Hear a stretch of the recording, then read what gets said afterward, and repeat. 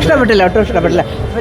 പിന്നെ അവരുടെ ആ തോക്കിരുന്ന കാര്യം മറന്നു അവസാനം. ആ ലേസർ ഇട്ട് അടിക്കാതെ പന്നെ അടിയായിപ്പോയി അവസാനത്ത്. സൂപ്പർ. ഇഷ്ടമായ എക്സ്പെക്ടേഷൻ്റെ അത്ര മീറ്റ് ചെയ്യുന്നുണ്ട്. അതെ അതെ, ഭയങ്കര എംപവറിംഗ് ആയിരുന്നു. അടിപൊളി. Super movie.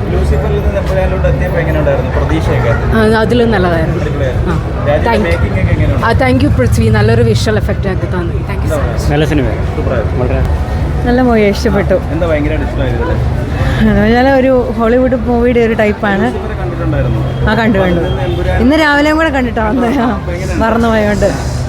ഇഷ്ടപ്പെട്ടു. ഫുൾ ഇങ്ങനെ ഒരു ത്രില്ലായിട്ടിരുന്ന് കണ്ടു. എല്ലാം പൊളിയായിരുന്നു. കൊള്ളാം. എല്ലാവരും പറഞ്ഞു ക്രിസ്ത്യൻസിനെ ഇതാക്കുന്നു എന്നൊക്കെ പറഞ്ഞു, അങ്ങനെയൊക്കെ പറഞ്ഞു. ഫാമിലിയൊക്കെ കുറേ പേര് പറഞ്ഞു. പക്ഷെ എനിക്ക് അങ്ങനെയൊന്നും തോന്നുന്നില്ല. ഇല്ല. കുഴപ്പമില്ല, കൊള്ളാം. വലിയ കുഴപ്പമില്ല.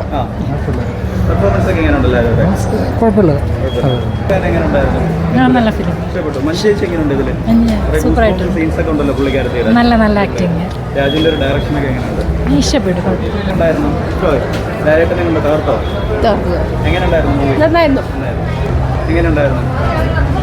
കുഴപ്പമില്ല, പ്രതീക്ഷയ്ക്കത്ര പോയിരുന്നില്ല. അത് നിലനിർത്തിയില്ലെന്നാണ് എൻ്റെ അഭിപ്രായം. ക്യാമറയും BGM വർക്കൊക്കെ എങ്ങനെയുണ്ട്?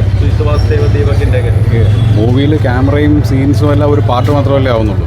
ഇത് ആക്ച്വലി കൂടുതൽ I think probably money is more spend on location and foreign actors than on the movie and the script. Could have done A better job. Could have been done better. കൊള്ളാം, നല്ല പടം. നല്ല പടം, നല്ല പടം. അടിപൊളി പടം, നമുക്കൊന്നും പറയില്ല. ഡയറക്ഷൻ കൊള്ളാം.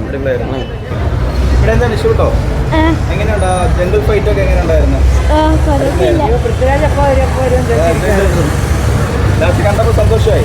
ഒരുമിച്ച് ലാലേട്ടനും പൃഥ്വിരാജും കൂടെ ഒരുമിച്ച് എങ്ങനെയുണ്ടായിരുന്നു ബ്രോ? എങ്ങനെയുണ്ട് എമ്പുരാൻ? ലൂസിഫറിൽ നിന്ന് എമ്പുരാനിലോട്ട് എത്തിയപ്പോൾ എങ്ങനെയുണ്ട്? ഒരു പ്രതീക്ഷയ്ക്ക് നിലനിർത്തിയോ? പ്രതീക്ഷയൊന്നും വലുതായിട്ടില്ല, കുഴപ്പമില്ല, എന്നാലും കണ്ടോണ്ടിരിക്കും.